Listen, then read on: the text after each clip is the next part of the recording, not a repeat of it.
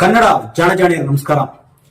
ಈ ಎಲ್ಲ ಕಡೆ ಜಿಲ್ಲೆಗಳ ಕಾಟ ಜಾಸ್ತಿ ಆಗ್ಬಿಟ್ಟಿದೆಯಲ್ವಾ? ಅದಕ್ಕೆಲ್ಲ ಕೆಲವರೆಲ್ಲ ಬಿಜೆಪಿ ಏನೋ ಅದೇ ಹಳೆ ಸ್ಟೈಲ್ ಸ್ಟಾರ್ಟ್ ಮಾಡಿದ್ದಾರೆ. ಅದೇನೋ ಹೋಗಿ ಬಂದು ಮುಗಿತಕ್ಕೊಂಡ್ರು ನಂಗೆ ಎಲ್ಲದಕ್ಕೂ ಈಗ ಅದೇ ಮಾಮೂಲಿ ಪಾಕಿಸ್ತಾನ ಅದು ಅಡ್ರೆಸ್ ಬಿಟ್ರೆ ಬೇರೆ ಗೊತ್ತಿಲ್ಲ ಇವ್ರಿಗೆ. ಇವರೆಲ್ಲ ಅಂದ್ರೆ ಇವರೆಲ್ಲ ದೇಶದ್ರೋಹಿಗಳು, ಪಾಕಿಸ್ತಾನ ಕುಮ್ಮ ಕೊಡ್ತಾ ಇದೆ, 50% ಪಾಕಿಸ್ತಾನ ಸಪೋರ್ಟು, ಬಾಂಗ್ಲಾದೇಶ ಇಟ್ಟೆಲ್ಲ ಶುರು ಮಾಡಿದಾರಲ್ಲ. ಆದ್ರೆ ಇವತ್ತಿನ ಜನರೇಷನ್ ಜಾಸ್ತಿ ಇದಕ್ಕೆ ಕಾಕ್ರೋಚ್ ಜನತಾ ಪಾರ್ಟಿಗೆ ಆಸಕ್ತಿ ವಹಿಸಿರೋದು. ಅದರಲ್ಲಿ ನನಗೆ ಗೊತ್ತಿರೋ ಕಿರಣ್ ಅಂತ ಹೇಳ್ಬಿಟ್ಟು ಅವ್ರ ಅದು ಪೋಸ್ಟ್ ಮಾಡ್ಕೊಂಡಿದ್ರು, ಅದ್ರ ಬಗ್ಗೆ ಆಸಕ್ತಿಯಿಂದ ಮಾತಾಡ್ತಾ ಇದ್ರು. ಸಿಕ್ಕಿದ್ರೆ ಅವ್ರನ್ನೇ ಕೇಳೋಣ. ಕಿರಣ್ ಅವರೇ, ಏನು ಓದ್ತಾ ಇದ್ರಿ ನೀವು? BA ಮಾಡ್ತಾ ಇದ್ರಿ. ಓದ್ತಾ ಇದ್ರ? ಹೌದು, ಸ್ಟೂಡೆಂಟ್ ಅಲ್ವಾ ನೀವು? ಕಾಕ್ರೋಚ್ ಪಾರ್ಟಿ ನೆಕ್ಸ್ಟ್ ಏನು ಇಂಥದ್ದು ಬಂತೀರ ಮತ್ತು ಅವಕ್ಕಂತೀರ? ಹಂಗೇನಿಲ್ಲ, ಅದೇ ರಾಜಕೀಯ ಪಕ್ಷ ಅದೇನದು? ರಾಜಕೀಯ ಪಕ್ಷ ಅಂತ ಅಲ್ಲ, ಅದೊಂದು ಕ್ಯಾಂಪೇನ್, ದೊಡ್ಡ ಮಟ್ಟದ ಕ್ಯಾಂಪೇನ್, ಡಿಜಿಟಲ್ ಕ್ಯಾಂಪೇನ್. ಅಲ್ಲ, ಅದಕ್ಕೆ ಈಗ ಕೆಲವರು ಹೇಳ್ತಾರೆ ಇದನ್ನು ಪಾಕಿಸ್ತಾನ ಕುಮ್ಮಕ್ಕಿದೆ ಈ ತರ ಅಂತ ಹೇಳ್ಬಿಟ್ಟು. ಏನ್ ಪ್ರೀ ಪ್ಲಾನ್ ಇದೆ? ಅದು ಯಾವ ಪ್ಲಾನ್ ಇಲ್ಲ. ಅಂದ್ರೆ ಇದು ಹುಟ್ಟುತ್ತೆ ಅನ್ನೋ ಒಂದು ನಿರೀಕ್ಷೆನೂ ಸಹ ಯಾರಿಗೂ ಇರಲಿಲ್ಲ. ಇದಕ್ಕಿದ್ದಂಗೆ ಇಷ್ಟು ದೊಡ್ಡ ಸಂಚಲನ ಮೂಡಿಸುತ್ತೆ ಅಂತ ಯಾರು ಒಂದು ನಿರೀಕ್ಷೆನೂ ಸಹ ಇಟ್ಕೊಂಡಿರ್ಲಿಲ್ಲ. ಯಾವಾಗ CJ ಅವರು ಕಾಕ್ರೋಚ್ ಅಂತ ಏನ್ ಹೇಳಿದ್ರು ಅವಾಗ ಸ್ಟಾರ್ಟ್ ಆಗಿತ್ತು. ಒಂದು ದೊಡ್ಡ ಮಟ್ಟದಲ್ಲಿ ಆಕ್ರೋಶ ಅನ್ನೋದು ಹೊರಗಡೆ ಬಿತ್ತು. ಅಂದ್ರೆ ಅದೇ ಆರ್ಗ್ಯಾನಿಕ್ ಆಗಿರೋ ತಂತಾನೆ ಆಗಿರೋದು. ಅಂದ್ರೆ ಇದು ಇವಾಗ ಗೊತ್ತಾಯ್ತು. ಅಂದ್ರೆ ಜನಗಳು ಎಷ್ಟು ಅಥವಾ ಯುವಕರು ಎಷ್ಟು ಆಕ್ರೋಶ ಭರಿತರಾಗಿದ್ದಾರೆ, ತಮ್ಮಲ್ಲೇ ಎಷ್ಟು ಆಕ್ರೋಶಗಳನ್ನ ಇಟ್ಕೊಂಡಿದ್ದಾರೆ ಅನ್ನೋದು ಒಂದು ಸತಿ ಸ್ಫೋಟ ಆಯ್ತಲ್ಲ, ಅದು ಪರಿಣಾಮದಿಂದ ನಮ್ಗೆ ಗೊತ್ತಾಗ್ತದೆ ಹಿಂಗೆ ವ್ಯವಸ್ಥೆ ಇದೆ ಅಂತ ಅಂದ್ಬಿಟ್ಟು. ಏನು ವ್ಯವಸ್ಥೆ ಇದೆ? ಏನ್ ಅನ್ಸುತ್ತೆ? ಒಂದು ಉದಾಹರಣೆ ಸುಮ್ನೆ ಮಾಮೂಲಿ ಗಾಳಿ ಗುಂಡುಡಿ ತರ ಮಾತಾಡೋದು ಬೇಡ. ವ್ಯವಸ್ಥೆ ಸರಿ ಇಲ್ಲ ಅಂತ ಏನು ಒಂದ್ 2-3 ಹೇಳ್ಬೇಕು ಅಂದ್ರೆ ಇದಕ್ಕೆ 30% ಮಹಿಳೆಯರೇ ಏನೋ ಫಾಲೋವರ್ಸ್. 30% ಮಹಿಳೆಯರು. ಈಗ ಸುರೇಶ್ ಕುಮಾರ್ ಅವ್ರು ಹೇಳ್ತಿರಲ್ಲ 100% ಎಲ್ಲ ಪಾಕಿಸ್ತಾನದವ್ರ ಫಾಲೋವರ್ಸ್, ಯಾರು ನಮ್ ದೇಶದವರಲ್ಲ, ಬೇರೆ ದೇಶದ ಕುಮ್ಮಕ್ಕಿದೆ, ISIS ಅಂತೆಲ್ಲ ಮಾತಾಡ್ತಿದ್ರು. ಈಗ ಅವ್ರ ಮೇಲೆ ಕೇಸು ಸಹ ಬಿದ್ದಿದೆ. ಈಗ ಅಲ್ಲ, 30% ಮಹಿಳೆಯರು ಅಂತಂದ್ರೆ ಅದು ಅವ್ರನ್ನ ಪಾಕಿಸ್ತಾನ ಅಂತ ಕರ್ದಂಗಲ್ವಾ? ಅದು ಮಹಿಳೆಯರ ಅಪಮಾನ ಮಾಡ್ದಂಗಲ್ವಾ? ಅದು ಆತರ. ಈಗ ಮತ್ತೆ ಈಗ ತಮಿಳ್ನಾಡಲ್ಲಿ ಅಂದ್ರೆ ವ್ಯವಸ್ಥೆ ಯಾವ ರೀತಿ ಇದೆ ಅಂತ ಅಂದ್ರೆ ಒಂದ್ ಕೆಲವು ಉದಾಹರಣೆ ಕೊಡ್ಬೋದು. ಈ ತಮಿಳ್ನಾಡಲ್ಲಿ ಅವರು YG ಅವ್ರು ಪ್ರೆಸ್ ಕಾನ್ಫರೆನ್ಸ್ ಮಾಡ್ಬೇಕಾದ್ರೆ ರೇಪ್ ಆಯ್ದಾಗ ಅಲ್ಲಿ ಕುತ್ಕೊಂಡ್ ನಗ್ತಾರೆ. ಅಂದ್ರೆ ಅದನ್ನ ಕೇಳ್ತಾ ಅಥವಾ ವರದಿ ಮಾಡ್ಬೇಕಾದ್ರೆ ನಗ್ತಾರೆ. ಅಂದ್ರೆ ಒಬ್ಬ ಕಿರಾತಕ ಮನಸ್ಥಿತಿಯರು ಮಾತ್ರ ಇಂಥ ಸನ್ನಿವೇಶದಲ್ಲಿ ನಗು ಬರಕ್ ಸಾಧ್ಯ. ಅಂದ್ರೆ ಅವ್ರು ಹಂಗಿದ್ದಾರೆ ಅಂತಂದ್ರೆ ಅವ್ರನ್ನ ಅಥವಾ ಅವ್ರದ್ದು ವ್ಯವಸ್ಥೆ ಯಾವ ರೀತಿ ಇದೆ ಅನ್ನೋದು ನಮ್ಗೆ ಅರ್ಥ ಆಗುತ್ತೆ. ಎಲ್ಲ ಗೂಂಡಾಗಿರಿಗಳಾಗ್ಬೋದು, ಒಂಥರ ನೈತಿಕ ಪೊಲೀಸ್ಗಿರಿ ಆಗ್ಬಿಟ್ಟಿದೆ. ಇತ್ತೀಚೆಗೆ ಈಗ ಜಾರ್ಖಂಡ್ ಅಲ್ಲಿ ನೋಡ್ಬೋದು ನಾವು. ಜಾರ್ಖಂಡ್ ಅಲ್ಲಿ ಏನಾಯ್ತು, ಅಲ್ಲಿ ವೇದಾಂತ್ ಅಂತ ಸೆಕೆಂಡ್ PU ಓದ್ತಿದ್ದ, ಅವನು ಸ್ವಲ್ಪ ಕಡಿಮೆ ಬಂತು. ಏನೋ ಪ್ರಶ್ನೆ ಪತ್ರಿಕೆಗಳು ನನಗೆ ಬೇಕು, ನಾನು ಹೊಸದಾಗಿ ಚಾಲೆಂಜ್ ವ್ಯಾಲ್ಯೂಯೇಷನ್ ಹಾಕ್ತೀನಿ ಅಂತ ಅಂದ್ಬಿಟ್ಟು ತೆಗೆಸ್ಕೊಂಡ. ಇವರು ಕೊಡೋದು ಬಿಟ್ಟು ಅವನು ಕೊಡೋದು ಬಿಟ್ಟು ಬೇರೆ ಕೊಟ್ಬಿಟ್ರು. ಅವನಿಗೆ ಕಮ್ಮಿ ಬಂದಿದೆ ಅಂತ ಅನಿಸ್ತು, ನೋಡೋಣ ಅಂತ ಹೇಳಿದ್ರೆ ಬೇರೆ ಕೊಟ್ಟರು. ಬೇರೆ ಯಾವ್ದೋ ಹುಡುಗೊಂದು ಕ್ವಶನ್ ಪೇಪರ್ ನ ಕೊಟ್ಬಿಟ್ಟಿದ್ದಾರೆ, ಆನ್ಸರ್ ಪೇಪರ್ ನ. ಏನಾಯ್ತು, ಇವನು ಇದು ಪ್ರಶ್ನೆ ಮಾಡಕ್ ಸ್ಟಾರ್ಟ್ ಮಾಡಿದ್, ನಂದಲ್ಲ ಬೇರೆ ಒಂದು ಅಂತ. ಅದಕ್ಕೆ ಇವೆಲ್ಲ ಸೇರ್ಕೊಂಡು ಈ ಸಂಘಿಗಳೇನ್ ಮಾಡಿದ್ರು, ಅವನ್ನ ಪಾಕಿಸ್ತಾನ ಅಂತ ಕರೆದ್ಬಿಟ್ಟು ಪಾಕಿಸ್ತಾನಿ ಎಲ್ಲ ಪಾಕಿಸ್ತಾನಿ ಇವನು ಅಂತ ಅಂದ್ಬಿಟ್ಟು. ಆದ್ರೆ ಅವ್ನು ಹೇಳ್ತಾನೆ ನಮ್ಮ ತಾತ ನಮ್ಮ ಅಪ್ಪ ಎಲ್ಲ ಹಿಂದಿಂದನೂ RSS ಅಲ್ಲಿ ಇದ್ದವರು, ಅದಕ್ಕಾಗಿ ದುಡಿದಾರೆ ಅಂತ ಅಂದ್ಬಿಟ್ಟು. ಇವರು RSS ಅಲ್ಲಿ ಇದ್ದವ್ರನ್ನೇ ಪಾಕಿಸ್ತಾನಿ ಮಾಡ್ಬಿಟ್ರು ಅಂತಂದ್ರೆ ಮುಂದೆ ಯಾವ್ದಾದ್ರು ಒಬ್ಬ ರಾಮ ಬಂದ್ಬಿಟ್ಟು ಇಲ್ಲ ಈ ವ್ಯವಸ್ಥೆ ಸರಿಯಾಗಿಲ್ಲ, ನೀವು ಅಧರ್ಮದಲ್ಲಿ ಇದ್ದೀರಾ ಅಂತ ಅಂದ್ರೆ ಮುಲಾಜಿಲ್ದೆ ರಾಮನು ಸಹ ಪಾಕಿಸ್ತಾನಿ ಅಂತ ಕರೆಯಕ್ಕೆ ಎಸದೆ ಮುಲಾಜೆ ಇಲ್ಲ. ಆದ್ರೆ ಓಟ್ ತಂದಿಲ್ಲ ಅನ್ನೋದು ಸರಿಯಿಲ್ಲ. ಅದೇ ಮನೆಯಲ್ಲಿ ಫೈಸಲಾಬಾದಲ್ಲಿ MLA ಸೀಟ್ ಹೋದ ತಕ್ಷಣ ಈ ರಾಮನ್ಗೆ ನಾವು ಓಡಾಡಿ ಗುಡಿ ಕಳಿಸಿದ್ದ ಬೇರೆ ಸ್ಟಾರ್ಟ್ ಮಾಡ್ಬಿಟ್ರು. ಮತ್ತೆ ಇನ್ನ ಕೆಲವು ಇದೆ, ಏನೋ ಈ ಬಾಂಗ್ಲಾದೇಶದಲ್ಲಿ ಈಗ SIR ಸ್ಟಾರ್ಟ್ ಮಾಡಿದ್ರು. ಬಾಂಗ್ಲಾದೇಶದವ್ರನ್ನ ಎಲ್ಲ ಬಂದ್ಬಿಟ್ಟಿದಾರೆ ವಲಸಿಗರು, ಅವ್ರನ್ನೆಲ್ಲ ಹೊರಗಡೆ ಹಾಕ್ಬೇಕು ಅಂತ ಅಂದ್ಬಿಟ್ಟು ಏನಾದ್ರು SIR ಅಂತ ತಂದ್ರು. ಈಗ ಪಶ್ಚಿಮ ಬಂಗಾಳದಲ್ಲಿ 22 ಲಕ್ಷ ಜನ ಏನೋ ತೆಗೆದ್ರು ವೋಟ್ ಲಿಸ್ಟ್ ಇಂದ. 96 ಲಕ್ಷ ಜನ ತೆಗೆದ್ರು. 96 ಲಕ್ಷ. ಅದ್ರಲ್ಲಿ ಒಬ್ರು ಎಕ್ಸ್ ಆರ್ಮಿ ಅವರು ಒಂದ್ ವಿಡಿಯೋದಲ್ಲಿ ಹೇಳ್ತಿದ್ರು, ಅವ್ರ ಮಗಳು ಅವರು ದೇಶಕ್ಕಾಗಿ ಸೇವೆ ಮಾಡಿದ್ದಾರೆ. ಒಬ್ರು ಸೇನಾಧಿಕಾರಿ, ಅವ್ರು ರಿಟೈರ್ಡ್ ಆಗಿದ್ದಾರೆ, ಅವರು ಸಹ ತೆಗೆದು ಬಿಟ್ಟಿದ್ದಾರೆ. ಅಂದ್ರೆ ಈಗ ಅವ್ನು ಬಾಂಗ್ಲಾದೇಶದ ಅವನು, ಆ ವ್ಯಕ್ತಿ ಅಧಿಕಾರಿ ಬಾಂಗ್ಲಾದೇಶಿ ಅಂತ ಕರೆಯಕ್ಕಾಗತ್ತಾ? ಮತ್ತೆ ಏನೋ ಅದ್ರಲ್ಲಿ ಅವ್ರು ಕಂಡಿಡಿರೋದು 0% ಬಾಂಗ್ಲಾದೇಶಿಗಳು, ಯಾರು ಬಾಂಗ್ಲಾದೇಶದವರೇ ಇಲ್ಲ. ಅಂದ್ರೆ ಇದರಿಂದ ಏನು ಕುತಂತ್ರ ಇದೆ ಅಂತ ನಮ್ಗೆ ಅರ್ಥ ಆಗ್ಬಿಡುತ್ತೆ. ಮತ್ತೆ ಬಾಂಗ್ಲಾದೇಶದವ್ರನ್ನ ಯಾಕೆ ಅವರು ಬಾಂಬ್ ಹಾಕೋದಿಲ್ಲ, ಅಥವಾ ಗಡಿ ಭಾಗದಲ್ಲಿ ಯಾಕೆ ಇವ್ರನ್ನ ತಡೆಯಾಕೋದಿಲ್ಲ, ಅಥವಾ ಇಲ್ಲಿ ಏನೋ ಬಾಂಗ್ಲಾದೇಶಕ್ಕೆ ಪೆಟ್ರೋಲ್ ಆಗ್ಲಿ ಕರೆಂಟ್ ಇದೆಲ್ಲ ಯಾರಿಂದ ಸಪ್ಲೈ ಆಗ್ತದೆ? ಎಲ್ಲ ಅಂಬಾನಿ ಅದಾನಿ ಇವರು ಸಪ್ಲೈ ಆಗ್ತದೆ.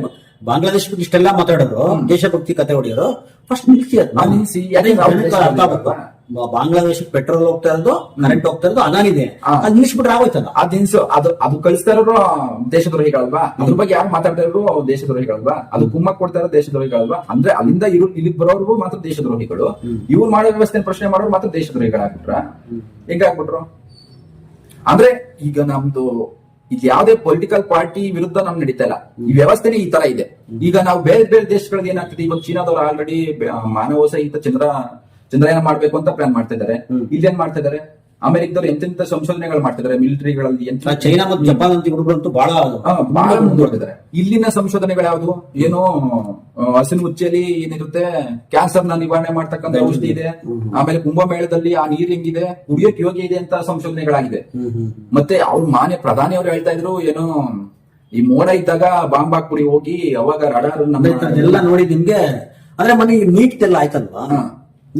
ನೀಟ್ ಆಯ್ತು, ಏನಾಯ್ತು, ಅಷ್ಟು ಲಕ್ಷ ಜನ ವಿದ್ಯಾರ್ಥಿಗಳ ಭವಿಷ್ಯ, 3 ಲಕ್ಷ ಜನ ಎದ್ದೊಂಬರ್ದ್ರು, ಚೆಲ್ಲಾಟ ಆಡ್ಬಿಟ್ರು. ಎಷ್ಟು ಕಷ್ಟಪಟ್ಟಿರ್ತಾರೆ, ನಾವು ಕಣ್ಣ ನೋಡ್ತೀವಿ, ಹುಚ್ಚರ ತರ ದಿನಗಟ್ಟಲೆ ಓದ್ತಾರೆ. ಅಂದ್ರೆ ಇನ್ನೆಲ್ಲೋ ಅವ್ರಿಗೆ ಅವಕಾಶನೇ ಇಲ್ಲ. ಏಕೆಂದ್ರೆ ಒಂದು ಟೆಕ್ನಾಲಜಿ ಸರಿಯಾಗಿ ಡೆವಲಪ್ ಆಗಿಲ್ಲ, ಏನಾಗಿಲ್ಲ, ಒಂದು ಎಂಪ್ಲಾಯ್ಮೆಂಟ್ ಇಲ್ಲ. ಈಗ ಗೌರ್ಮೆಂಟ್ ಬಿಟ್ರೆ ಏನ್ ಪ್ರೈವೇಟ್ ಸೆಕ್ಟರ್ ಕೆಲಸಗಳೇ ಇಲ್ಲ, ಅಂದ್ರೆ ಸ್ಕಿಲ್ಗಳೇ ಇಲ್ಲ ಅವ್ರಿಗೆ. ಏನ್ ಮಾಡ್ಬೇಕು, ಓಡಾಡ್ಬೇಕು. ಅದಕ್ಕೆ ಗೌರ್ಮೆಂಟ್ ಕೆಲಸಕ್ಕೆ ಏನ್ 3% ಗೌರ್ಮೆಂಟ್ ಕೆಲಸ ಇದೆ, ಅದು ಓಡಾಡ್ಬೇಕು. ಅಷ್ಟೆಲ್ಲಾ ಮಾಡಿ ಕಷ್ಟಪಟ್ಟು ಅವ್ರು ಬಂದಾಗ ಈ ತರ ಅವ್ರ ಜೀವನದಲ್ಲಿ ಅಂದ್ರೆ ಒಂಥರ ನೆಗ್ಲೆಕ್ಟ್ ಮಾಡ್ಕೊಂತಾರ. ನೆಗ್ಲೆಕ್ಟ್ ಆಗಿ ಅವ್ರನ್ನ ಎಕ್ಸಾಮ್ ಹಾಳು ಮಾಡಿರಲ್ಲ, ಯಾರು ಸಹ ಅಂದ್ರೆ ನಿಮ್ ಲೆಕ್ಕಾಚಾರ ಏನಪ್ಪಾ ಅಂದ್ರೆ ಯಾರು ಸಹ ಜವಾಬ್ದಾರಿ ಮಾತಾಡ್ಲಿಲ್ಲ. ಲೋಕಸಭೆಯಲ್ಲಿ ಯಾರು ಸಹ ಅದ್ರ ಬಗ್ಗೆ ಉಸಿಬಿಡ್ಲಿಲ್ಲ. ಏನ್ ಮಾಡಿದ್ರು, ಸರಿ ಇದನ್ನ ಕ್ಯಾನ್ಸಲ್ ಮಾಡೋಣ, ನೆಕ್ಸ್ಟ್ ಇನ್ನೊಂದು ಎಕ್ಸಾಮ್ ಮಾಡ್ಸೋಣ ಅಂದ್ಬಿಟ್ಟು ಕೈ ತೊಳ್ಕೊಂಡ್ಬಿಟ್ಟು. ಯಾವ ತಪ್ಪು ಮಾಡೋ ಶಿಕ್ಷೆ ಆಗ್ಬೇಕಲ್ಲ ನಮ್ಗೆ. ಶಿಕ್ಷೆ ಬೆಂಗಳೂರಲ್ಲಿ ಅದನ್ನ ಕ್ರಿಕೆಟ್ ಸೆಲೆಬ್ರೇಷನ್ ಮಾಡುವಾಗ ತುಂಬಾ ಜನ ಕಾಲ್ ತೊಳ್ದು, ಇಲ್ಲಿ ಕಮಿಷನ್ ತುಂಬಾ ಜನ ಸಸ್ಪೆಂಡ್ ಮಾಡಿದ್ರು, ಕ್ರಮ ತಗೊಂಡ್ರು. ಇಲ್ಲಿ ಯಾರ ಬಗ್ಗೆನೂ ಕ್ರಮ ಆಗ್ಲಿಲ್ಲ ಫಸ್ಟ್ ಆಫ್ ಆಲ್. ಮತ್ತೆ ಎಲ್ಲದಕ್ಕೂ ಸಣ್ಣದಕ್ಕೆಲ್ಲ ಬಂದು ಮನ್ ಕಿ ಬಾತ್ ಮತ್ತೊಂದು ಹೇಳ, ಈ ದೇಶದ ಪ್ರಧಾನಮಂತ್ರಿ ಮಾತಾಡಿಲ್ಲ. ಮತ್ತೆ ಇನ್ನೊಂದು ಬೇಟಿ ಬಚಾವೋ ಬೇಟಿ ಪಢಾವೋ ಏನೇನೋ ಇದೆ, ಬರೀ ಹೆಸರಿಗೆ ಅಷ್ಟೇ ಅವು. ಮತ್ತೆ ಇನ್ನೊಂದು ಯಾವ್ದು ಹಾಕಿ ಮಹಿಳೆಯರ ಬಗ್ಗೆ ಅತ್ಯಾಚಾರದ ಈ ವಿಚಾರವಾಗಿ ಹೋರಾಟ ಆದಾಗ ವರ್ಷಗಟ್ಟಲೆ ಮಾತಾಡಿದ್ರು ಅವರು. ದೆಹಲಿ ಕ್ಯಾಂಪೇನ್ ಎಲ್ಲ ಮಾಡಿದ್ರು, ಹೋರಾಟ ಮಾಡಿದ್ರು. ಆದ್ರೂ ಸಹ ಅದೇ ಬಿಜೆಪಿ MP ಆಗಿದ್ದಂತಹ ಇವನ್ ಧರ್ಮೇಂದ್ರ ಪ್ರಸಾದ್ನ ಯಾರು ಅವ್ರನ್ನ ಒಬ್ರು ಮಾತಾಡ್ಲಿಲ್ಲ. ಯಾಕೆಂದ್ರೆ ಅವ್ರು ಪ್ರಶ್ನೆ ಮಾಡಕ್ಕೂ ಸಹ ಅವರು ಮುಂದಾಗಿಲ್ಲ, ಅದೇ ಪಾರ್ಟಿ ಅವರು. ಈ ತರ ವ್ಯವಸ್ಥೆ ಇದೆ. ಅಂದ್ರೆ ಯಾಕೆ ಯಾವ ಹೆಣ್ಮಕ್ಳು ಯಾಕೆ 30% ಬರ್ತಾವ್ರೆ ಅಂದ್ರೆ, ಪಾಪ ಹೆಣ್ಮಕ್ಳು ಇವತ್ತು ಈ ದೇಶದಲ್ಲಿ ಹೊರಗಡೆ ಬೈದೆ ವಿದ್ಯೆ ಕೊಟ್ಟಿದ್ದು ದೊಡ್ಡ ಅದ್ಭುತ. ಅಂತದ್ರಲ್ಲಿ ಸ್ಪೋರ್ಟ್ಸ್ ಅಲ್ಲೆಲ್ಲ ಬಂದಾಗ ಇಂಥ ಕಿರಾತಕರು ಅಯೋಗ್ಯರ ನಡ್ಕೊಂಡಾಗ ಹೆಂಗಾಗುತ್ತೆ ನೋಡಿ. ಮೊನ್ನೆ ಬುರ್ಕಾ ವಿಚಾರದಲ್ಲಿ ಯಾವ್ದೋ ಶಾಲೆಯಲ್ಲಿ ಮುಸ್ಲಿಂ ಹೆಣ್ಮಕ್ಳ ಪ್ರಿನ್ಸಿಪಾಲ್ ಬಂದ್ಬಿಟ್ಟು ಗೇಟ್ ಹಾಕ್ತಿದ್ದ. ನಿಮ್ ಎದುರುಗಡೆ ಮಾತಾಡ್ಬೋದೇನೋ ಗೊತ್ತಿಲ್ಲ. ನನ್ನ ಹತ್ರ ಆಯೋಗ್ಯಕ್ಕೆ ಚಪ್ಪಲಿ ಹೊಡಿತಿದ್ದೆ ಅವ್ನಿಗೆ. ಯಾವ ಪ್ರಿನ್ಸಿಪಾಲ್ ಇದಲ್ಲ, ಆ ಬೋಸ್ಗೆ ಚಪ್ಪಲಿ ಹೊಡಿಬೇಕು. ಯಾಕೆ ಅಂತ ಹೇಳ್ತೀನಿ ಕೇಳಿ. ಹೆಣ್ಮಕ್ಳು ಬಂದ್ಬಿಟ್ಟು ನಿಮ್ಗೆ ಶಾಲೆ ಕಲಿ ದೊಡ್ಡದಿರಿ ಅಂತದ್ರಲ್ಲಿ ನೀವು ಫೈನ್ ಹಾಕ್ತೀಯೋ ಮತ್ತೊಂದು ಮಾಡ್ತೀಯೋ ಮಗದೊಂದು ಏನೋ, ಆದ್ರೆ ಶಿಕ್ಷಣದಿಂದ ತಪ್ಪಿಸ್ಕೂಡ್ದು. ಹೌದು, ನೀವು ಪ್ರಿನ್ಸಿಪಾಲ್ ಗೇಟ್ ಹಾಕ್ತೀಯ ಅಂದ್ರೆ ನೀನ್ ಎಂತ ಅಯೋಗ್ಯ ಅಲ್ವಾ? ಅದಕ್ಕೆ ಆ ಕಾರಣಕ್ಕೋಸ್ಕರ ಇದೆಲ್ಲ ನೋಡಿ ಮಡುಗಟ್ಟಿ. ಅಂದ್ರೆ ಈ ಹಿಂದೂ ಮುಸ್ಲಿಂ ಜಾತಿ ಧರ್ಮ ಅನ್ನೋದು ಇವತ್ತಿನ ಹುಡುಗರಿಗೆ ಇಲ್ಲ. ಅವ್ರು ಬೇಕಾಗಿರೋದೇನೋ ಒಳ್ಳೆ ಶಿಕ್ಷಣ ಬೇಕು, ಒಳ್ಳೆ ಲೈಫ್ ಸ್ಟೈಲ್ ಬೇಕು, ಮತ್ತೆ ಉದ್ಯೋಗ ಬೇಕು. ಈಗ ತುಂಬಾ ಬೇಕಾಗಿರೋದೇ ಒಂಥರ ಬರ ಬಂದ್ಬಿಟ್ಟಿದೆ ಉದ್ಯೋಗಕ್ಕೆ, ಅದು ಬೇಕಷ್ಟೇ. ಅಂದ್ರೆ ಅವರು ಯಾರೋ ಫೇಸ್ಬುಕ್ ಅಲ್ಲಿ ಮತ್ತೊಂದ್ ಕಡೆ ಸೋಷಿಯಲ್ ಮೀಡಿಯಾದಲ್ಲಿ ಕುತ್ಕೊಂಡು ಇದು ಲವ್ ಜಿ ಅದು ಹಿಂದೂ ಮುಸ್ಲಿಂ ಅಂತ ಹೇಳೋದು ಬೊಬ್ಬೆ ಹೊಡಿತಾರೆ ಅಷ್ಟೇ. ಅವ್ರು ಯಾರು ಅಂದ್ರೆ ನಿಜವಾದ ನಿಮ್ ಜನರೇಷನ್ ಹೋದ್ರಿಗೆ ಅದ್ ಬೇಕಿಲ್ಲ. ಅವೆಲ್ಲ ಏನೇನು ಅಲ್ಲ. ಈಗ ಅವ್ರು ಯಾರು ಅವೆಲ್ಲ ಒಂಥರ ಡೈವರ್ಟ್ ಮಾಡೋದಕ್ಕೆ. ಈಗ ಏನಾನ ಒಂದು ದೊಡ್ಡ ಮಟ್ಟದಲ್ಲಿ ಏನೋ ಚರ್ಚೆ ಆಗ್ತಿದೆ ಅಂತಂದ್ರೆ ಯುವಕರು ಸ್ವಲ್ಪ ಆಕ್ರೋಶಗೊಳ್ತಾ ಇದ್ದಾರೆ ಅಥವಾ ಮಹಿಳೆಯರು ಆಕ್ರೋಶಗೊಳ್ತಾ ಇದ್ದಾರೆ ಅಂದ್ರೆ ಅದನ್ನ ಡೈವರ್ಟ್ ಮಾಡ್ಬೇಕಲ್ಲ. ಈಗ ಅವಾಗ ಮುಸ್ಲಿಂ ಬರುತ್ತೆ, ಜಾತಿ ಬರುತ್ತೆ, ಅಲಲ್ ಕಟ್ಟು ಹಿಜಾಬ್ ಎಲ್ಲ ಬಂದ್ಬಿಡುತ್ತೆ. ಅವಾಗ ಇಷ್ಟೇ ಮಾಮೂಲಿ ಪಾಕಿಸ್ತಾನ ಸಾಬ್ರು ಇದೆ ಸೈಕಲ್ ಆ ಚಕ್ರದಿಂದ ಮತ್ತೆ ಅದ್ ತಿರ್ತಾನೆ ಇರುತ್ತೆ ಯಾವಾಗ್ಲೂ. ಇವಾಗ ಇತ್ತೀಚೆಗೆ ಅವ್ರು ಪ್ರಮೋದ್ ಮುತಾಲಿಕ್ ಎಲ್ಲಾ ಶಾಲಾ ಕಾಲೇಜುಗಳಿಗೂ ಕೇಸರಿ ಶಾಲೆ ಕೊಟ್ಬಿಡ್ತೀನಿ. ಯಾಕಂದ್ರೆ ಪ್ರಮೋದ್ ಮಕ್ಕಳೆಲ್ಲ ಓದ್ತಾವ್ರ ಸ್ಕೂಲಲ್ಲಿ. ಯಾರು ಓದ್ತಿಲ್ಲ, ಎಲ್ಲ ವಿದೇಶ ಅವರೆಲ್ಲ. ಅಲ್ಲ, ಅವ್ನು ಮದುವೆನೇ ಆಗಿಲ್ಲ, ನಿನ್ಗೆ ಗೊತ್ತ ಮದುವೆ ಆಗಿಲ್ಲ, ಮಕ್ಕಳಾಗಿಲ್ಲ. ಪಾಪ ರಾಯರು ಆ ಭಾಗ್ಯ ಕಿತ್ಕೊಂಡ್ಬಿಟ್ಟಿದ್ದಾರೆ, ದುರ್ದೈವ ಅದು. ಅಂದ್ರೆ ಇದ್ಬತ್ತು ಮಕ್ಕಳನ್ನೆಲ್ಲ ಗುಕ್ಕೆ ತಗೊಂಡಿದ್ದ. ನಾನೇ ಗುಕ್ಕೆ ತಗೊಂಡ ನನ್ ಮಕ್ಳು ತರ ಇವನು ಫೀಲ್ ಮಾಡ್ತಾ ಇರೋದು. ಅಂದ್ರೆ ಅವ್ರ ಅಪ್ಪ ಅಮ್ಮ ಡಿಸೈಡ್ ಮಾಡಲ್ಲ ನಾನು ಕೇಸರಿ ಹಾಕ್ಸ್ಬೇಕು ಏನ್ ಹಾಕ್ಸ್ಬೇಕು ಅಂತ, ಇವನೇ ಅವನ ಬಂದು ಡಿಸೈಡ್ ಮಾಡ್ತಾ ಇದ್ದಾನೆ. ಇದು ದುರಂತ. ಅಂದ್ರೆ ನೀವ್ ಹೇಳದ ಇವ್ರು ಯಾರೋ ಏನೋ ಮಾತಾಡ್ತಾವ್ರೆ, 4 ಜನ ಬೊಬ್ಬೆ ಹೊಡೆಯೋದಲ್ಲ, ದೊಡ್ಡ ಮಾಡ್ತಾರೆ ಯುವಕರಿಗೆ. ನಿಮ್ ಯಾವ ಜಾತಿ, ನಿಮ್ ಕಿತ್ತೋಗಿರೋ ಧರ್ಮಗಳು, ನಿಮ್ಮ ಸೈಡ್ ಆಚರಣೆಗಳು ಏನು ಬೇಕಾಗಿಲ್ಲ. ಯಾವ ಬೇಡ, ಈಗ ನನಗೆ ಕೆಲಸ ಕೊಡಿ, ನನ್ನ ಸ್ಕಿಲ್ ಅನ್ನ ಉಪಯೋಗಿಸ್ತೀನಿ ಅಲ್ವಾ. ಯುವಕರು ದೊಡ್ಡ ಮಾಡ್ತಾರೆ ಭಾರತದಲ್ಲಿ, ಇಡೀ ಜಗತ್ತಲ್ಲೇ ಮೋಸ್ಟ್ಲಿ ಯುವಕರು ಇಂಡಿಯಾದಲ್ಲಿ. ಹೌದು, ಭಾರತದಲ್ಲೇ ಜಾಸ್ತಿ ಅಲ್ವಾ? ಯುವಶಕ್ತಿ ನನ್ನ ಯುವಶಕ್ತಿಯನ್ನ ಮಾನವ ಸಂಪನ್ಮೂಲ ಬಳಸ್ಕೊಳ್ಳಿ, ನನಗೆ ಕೆಲಸ ಕೊಡಿ, ತೊಡಗಿಸ್ಕೊಳ್ಳಿ ಅಂತ ಹೇಳ್ತಾ ಇರೋದು. ಅದು ಇವ್ರು ಹೇಳ್ತಾ ಇರೋದೇನು, ಎಂತದ ನೀವು ಬೋಂಡ ಮಾಡಿ, ಅಥವಾ ನಮ್ಮ ಪುರಾಣದಲ್ಲಿ ನೋಡಿ ಅವನು ಯಾವನು ಸಾವಿರ ಬಂದು ದಾಳಿ ಮಾಡಿದ್ರು, ಇನ್ನೇನೋ ಆಯ್ತು. ಈ ಪುರಾಣಗಳನ್ನ ಕತೆ ಹೊಡೆದಂಗೆ ಕೂತಿದ್ದೀರಾ. ನೀವು ಹೇಳಿದ್ದು 100% ಕರೆಕ್ಟು. ಮತ್ತೆ ನೋಡಿ, ಇವರೆಲ್ಲ ಮಾತೇತರ ಪಾಕಿಸ್ತಾನ ಹೇಳ್ತಾ ಇದಾರಲ್ಲ, ಮನೆ ಆಪರೇಷನ್ ಸಿಂಧು ನಿಲ್ಲಿಸ್ಬಿಟ್ರಲ್ವಾ? ಹೌದು. ಯಾಕೆ ನಿಲ್ಲಿಸ್ಬಿಟ್ರು? ಒಳ್ಳೆ ಅವಕಾಶ ಸಿಕ್ಕಿತ್ತಲ್ಲ, ಹೊಲ ಕೊಡ್ಬೋದಾಯ್ತಲ್ಲ. ಯಾಕೆ ಹೊಡೆಯಲ್ಲ? ಯಾಕೆ ಅಂತಂದ್ರೆ ಅಲ್ಲಿ ಗಡಿ ಭಾಗದಲ್ಲಿ ಇವ್ರ ಅಣ್ಣ ಹೇಳಿದ್ನಲ್ಲ, ಟ್ರಂಪ್ ನಿಲ್ಲಿಸ್ಬಿಡ. ಅದಕ್ಕಲ್ಲ, ಏನ ಆ ಗಡಿ ಭಾಗದಲ್ಲಿ ಇರ್ತಕ್ಕಂಥವ್ರು ಎಲ್ಲ ಯಾರು ಅಂಬಾನಿ, ಅದಾನಿ, ಇವ್ರದ್ದು ಪೆಟ್ರೋಲ್ ಪಂಪ್ಗಳು ಮತ್ತೆ ಕೈಗಾರಿಕೆಗಳು ಇವ್ರದಿರೋದು. ಒಂದ್ ವೇಳೆ ಅಲ್ಲಿ ಬಾಂಬ್ ಹಾಕಿದ್ರೆ ಅವ್ರಿಗೆ ಎಫೆಕ್ಟ್ ಆಗತ್ತೆ. ಯಾಕೆಂತಂದ್ರೆ ರಾಜಕಾರಣ ಅಂದ್ರೆ ಇವ್ರ ಹತ್ರ ಏನಿಲ್ಲ, ಎಲ್ಲ ಜುಟ್ಟೆಲ್ಲ ಅವ್ರ ಹತ್ರ ಇದೆ. ಅವ್ರು ದುಡ್ಡು ಕೊಡ್ತಾ ಇದ್ರೆ ಅವ್ರಿಗೆ ಈಗ ಅಣ್ಣವರು ಇಡೀ ಜಗತ್ತಿನ ತುಂಬಾ ಸುತ್ತ ಇರೋದು ಈ ವ್ಯವಹಾರಗಳಿಗೋಸ್ಕರ, ಇವರು ಸೇವ್ ಮಾಡೋದಕ್ಕೋಸ್ಕರ. ಅಂದ್ರೆ ನೀವು ಯಾವುದೇ ಪಕ್ಷ ಅಥವಾ ಯಾವುದೇ ರಾಜಕೀಯದ ವಿರುದ್ಧ ಅಲ್ಲ, ಒಟ್ಟಾರೆ ವ್ಯವಸ್ಥೆ. ಏನು ಇತ್ತೀಚೆಗೆ ಒಂದು ವರದಿ ಬಂತು, ಯಾವುದು ಭಾರತ ಪ್ರಜಾಪ್ರಭುತ್ವ ಅಂದ್ರೆ ಯಾವ ದೇಶದಲ್ಲಿ ಪ್ರಜಾಪ್ರಭುತ್ವ ಜಾಸ್ತಿ ಇದೆ ಅಂತ ಒಂದು ಸೂಚ್ಯಾಂಕ ಅಂತ ತೆಗೆದ್ರು. ಅವ್ರು ಭಾರತ ಪ್ರಜಾಪ್ರಭುತ್ವ ಅಲ್ಲಂತೆ, ಅಪಾಯಕಾರಿ ಪ್ರಜಾಪ್ರಭುತ್ವ ಅಂತ. ಒಂಥರ ಡೆಮಾಕ್ರೆಟಿಕ್ ಆಗ್ಬಿಟ್ಟಿದೆ ಅಲ್ಲಿ. ಡೆಮಾಕ್ರೆಟಿಕ್ ಅಂದ್ರೆ ಡಿಕ್ಟೇಟರ್ ಡೆಮಾಕ್ರೆಟಿಕ್. ಒಂದ್ ರೀತಿ ಎರಡನೇ ಎಮರ್ಜೆನ್ಸಿ. ನೀವಲ್ಲಿ ನಾನು ಹುಟ್ಟಿರ್ಲಿಲ್ಲ ಬಿಡಿ, ನೀವು ಹುಟ್ಟಿದ್ರೆ ನಾನು ಹುಟ್ಟಿರ್ಲಿಲ್ಲ, ಕೇಳಿದ್ವಿ ಅಷ್ಟೇನೆ. ಇವತ್ತು ಎರಡನೇ ಎಮರ್ಜೆನ್ಸಿ ಆಗಿದೆ. ಅದ್ರ ವಿರುದ್ಧ ಯುವಕರು ದೊಡ್ಡ ಮಟ್ಟದಲ್ಲಿ ತಿರುಗಿ ಬಿದ್ದಾರೆ, ಆಕ್ರೋಶ ಹೊರಟಿದ್ದಾರೆ. ಅದು ನನಗನ್ಸತ್ತಾರ, ಇವ್ರು ಯಾರ ಕುತ್ಕೊಂಡು ಇದು ಜಿರ್ಲೆ ಎಂತದ್ದು ಇಟ್ಟು ಹೊಡೆದ್ಬಿಡ್ತೀನಿ, ಔಷಧಿ ಹೊಡೆದ್ಬಿಡ್ತೀನಿ ಎಲ್ಲ ಬಿಟ್ಬಿಟ್ಟು, ಈ ಕೋತಿ ಚೇಷ್ಟೆ ಬಿಟ್ಬಿಟ್ಟು ಪ್ರಾಮಾಣಿಕ ಯೋಚನೆ ಮಾಡಿ, ಅಂದ್ರೆ ಅಧ್ಯಯನ ಯೋಗ್ಯ. ಯಾಕೆ ಇವತ್ತಿನ ಯುವಕರು ತಿರುಗಿಬಿಟ್ರು? ನಾವೇನ್ ತಪ್ಪು ಮಾಡಿದೀವಿ ಅಲ್ಲಿ? ನಾವೇನು ಯಾವ್ದು ಫೇಲ್ ಆಗಿರ್ತದೆ? ನೀವೇ ಹೇಳ್ದಂಗೆ ಅಂತ ಪೊಲೀಸ್ನವ್ರು ತಗೊಳ್ಳಿ, ಎಲ್ಲಿ ನೋಡಿ ಬರೀ ಡೀಲ್ ಮಾತಾಡ್ತಾರೆ. ಸ್ಟೇಷನ್ಗೆ ಹೋಗ್ತೀರಾ, ಯಾರ ಲಾಯರ್ ಮೀಟ್ ಮಾಡಿ, ಯಾಕೆ ಸರ್ ಫಿಕ್ಸ್ ಮಾಡ್ಬೇಕು, ಯಾರನ್ನಾರು ಡೀಲ್ ಮಾತಾಡ್ತಾನೆ. ಎಲ್ಲರಿಗೂ ಅಸಹ್ಯ ವಿಷಯವಾಗಿದೆ. ಮತ್ತೆ ಇನ್ ಯಾವನೊಬ್ಬ ಪೊಲೀಸರು ಒಂದು ಸಣ್ಣ ಕೆಲಸ ಮಾಡ್ರೆ ಸಿಂಗಮ್ ಅಂತೆ. ಅದೇನ್ ಏನಕ್ಕೆ ಅವ್ನ ಕೆಲಸ ಮಾಡ್ರೆ ಸಿಂಗಮ್ ಆಗ್ತಾನೋ? ಸಿಂಗಮ್ ಈಗ ಪ್ರಧಾನಿ ಅಷ್ಟು ಹೊಗಳ್ತಾರಲ್ಲ, ಪ್ರಧಾನಿ ಸ್ಥಾನದಲ್ಲಿ ಏನಕ್ಕೆ ಇರೋದು? ಮತ್ತೆ ಅವರು ಕೆಲಸ ಮಾಡಕ್ತಾನೆ. ಇನ್ನು ಅದು ಮಟ್ಟ ಮಾಡಿದ ನಂತರ ಹೋಗಿಬೇಕು. ಹೌದು. ಪ್ರಶ್ನೆ ಮಾಡಿದ್ರೆ ದೇಶದ್ರೋಹಿ, ಪಾಕಿಸ್ತಾನಿ, ಬಾಂಗ್ಲಾ ಎಲ್ಲ ಬಿಟ್ಬಿಟ್ಟು, ಅಂದ್ರೆ ನೀವು ಅಂದ್ರೆ ದೊಡ್ಡ ಮಟ್ಟದಲ್ಲಿ ಯುವಕರು ದಾಂಗುಡಿ ಇಡ್ತಾ ಇದಾರೆ.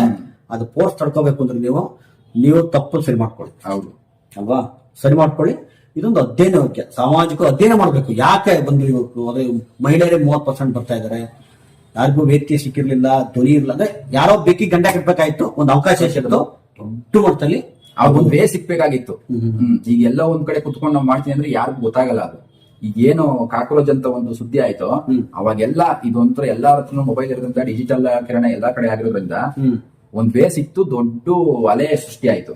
ಅಲ್ಲ, ಈ ಫೋನ್ ಮತ್ತು ಸೋಷಿಯಲ್ ಮೀಡಿಯಾದಿಂದ ಮೋದಿ ಅವರು ಪ್ರಧಾನಮಂತ್ರಿ ಆಗಿದ್ದು, ಅದನ್ನ ಮರಿಬಾರ್ದಲ್ಲ ಕ್ಯಾಂಪೇನ್. ಅದು ಫೇಸ್ಬುಕ್ ಎಲ್ಲ ಹೆಂಗ್ ಬಳಸ್ಕೊಂಡ್ರು ಈಗ ಸಹಜವಾಗಿ ನಿಮಗೆ ನೀವು ಸರಿ ಮಾಡಿದ್ರೆ ತಿರುಗಿದ್ದಾರೆ. ನೀವು ಏನೆಲ್ಲ ಹೇಳಿದ್ರಲ್ವಾ, ಈಗ ಸ್ಟಾರ್ಟಿಂಗ್ ಇವ್ರು ಮಾತುಗಳು ನಂಬ್ಕೊಂಡು ಎಷ್ಟು ಜನ ಬಂದ್ರು. ಇವ್ರು ಏನೇನು ಹೇಳಿದ್ರು, ಕಾಂಗ್ರೆಸ್ ಹಂಗ್ ಮಾಡ್ತು, ಹಿಂಗ್ ಮಾಡ್ತು, ಅಥವಾ ನಾನ್ ಹಿಂಗ್ ಮಾಡ್ಬಿಡ್ತೀನಿ, ಪೆಟ್ರೋಲ್ ಬಗ್ಗೆ ಮಾತಾಡಿದ್ರು. ಆಮೇಲೆ ರೂಪಾಯಿ 15 ಲಕ್ಷ ಎಲ್ಲ ಹಾಳಾಗೋಗ್ಲಿ ಅಂತ ನಾನು ಹೇಳಿದ್ರೆ ಗೊತ್ತಾ, ಪೆಟ್ರೋಲ್ ಬಗ್ಗೆ ದೊಡ್ಡದಾಗ ಮಾತಾಡಿದ್ರು ಇವರು. ಹೌದು ಅಲ್ವಾ? ಆಮೇಲೆ ಡಾಲರ್ ಎದುರುಗಡೆ ರೂಪಾಯಿ ಮೌಲ್ಯ ಬಗ್ಗೆ ಮಾತಾಡಿದ್ರು. ಇವತ್ತು ನೆನ್ನೆ ನಾನು 3/4 ಗಂಟೆ ಕಾಯ್ದಿದ್ದೀನಿ ಬೈಕಲ್ಲಿ. ಪೆಟ್ರೋಲ್ ಹಾಕ್ಸಕ್ ಆಗ್ತಿಲ್ಲ, ಏನು ಪೆಟ್ರೋಲ್ ಬಂಕ್ಗಳಲ್ಲಿ ಅಷ್ಟು ಗಾಡಿಗಳು ನಿಂತಿದ್ದಾರೆ, ಪೆಟ್ರೋಲ್ ಇಲ್ಲ. ಮತ್ತೆ ದಿನಕ್ಕೆ ಹೆಚ್ಚಾಗ್ತದೆ ಪೆಟ್ರೋಲ್, ಯಾರಿಗೂ ಅನಿಸ್ತಾ ಇಲ್ಲ. ಇವಾಗ ಪೆಟ್ರೋಲ್ ಜಾಸ್ತಿ ಜಾಸ್ತಿ ಆದ್ರೆ ತರಕಾರಿ, ಬಸ್ ಚಾರ್ಜ್ ಎಲ್ಲ ಜಾಸ್ತಿ ಆಗುತ್ತೆ. ಟ್ರಾನ್ಸ್ಪೋರ್ಟೇಷನ್ ಅದ್ರ ಮೇಲೆ ಹಿಂಗಿದೆ. ಮತ್ತೆ ರೂಪಾಯಿ ಎಷ್ಟು ಕೂಸ್ತಿದೆ, ರೂಪಾಯಿ ಹೆಂಗ್ ತರ್ತೀನಿ. ಅವ್ನು ಯಾರು ಹೇಳ್ತಾರೆ, ಚಿನ್ನ ರೋಡ್ ಹಾಕ್ಸ್ಬಿಡ್ತಾರೆ ಮೋದಿ ಪ್ರಧಾನಿ ಆಗ್ಬಿಟ್ಟು ಅಂತ. ಅವನೆಲ್ಲ ಹೋದ ಕಾಣ್ತಾ ಇಲ್ಲ,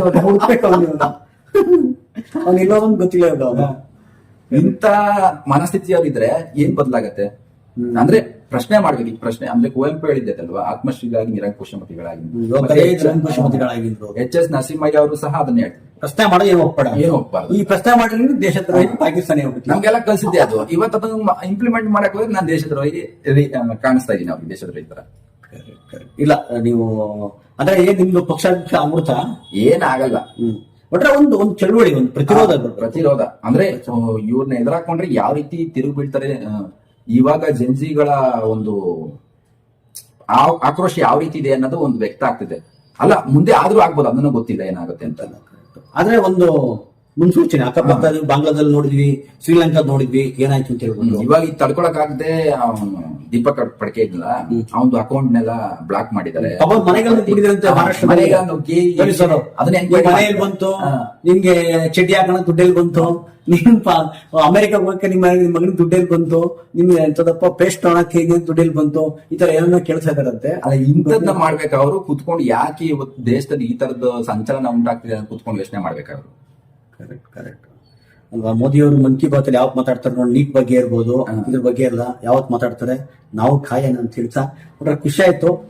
ನಾವು ಸುಮ್ನೆ ಕುತ್ಕೊಂಡು ನಾವೇ ಗೊತ್ತಂದ್ರೆ ಒಂದ್ ಜನರೇಷನ್ ಏನಪ್ಪಾ ಅಂತ ಇರ್ತಾರೆ ಹಳೇದು, ನಿಮ್ಗೇನು ಹುಡುಗರು ಗೊತ್ತಾಗಲ್ಲ, ಅನುಭವ ಇಲ್ಲ ಅಂದ್ರೆ ನಾನ್ ಫೇಲ್ ಆಗಿದ ತಕ್ಷಣ ನೀನು ಫೇಲ್ ಅಂತಲ್ಲ, ಅದಾಗುತ್ತೋ ಬರುತ್ತೋ ಒಂದು ಪ್ರಯತ್ನ ಇದೆಯಲ್ಲ, ಹೌದು ಆ ಪ್ರಯತ್ನ ಆಗ್ಬೇಕು. ತುಂಬಾ ಚೆನ್ನಾಗಿ ನಡೀತಾ ಇದೆ. ಒಟ್ಟಾರೆ ನೀವ್ ಹೇಳ್ದಂಗೆ ಅಧ್ಯಯನ ಯೋಗ್ಯ ಅಂತ ಹೇಳಿ ಮಾತು ಮುಗಿಸ್ತಾನೆ. Thank you Kiran, thank you. Thank you.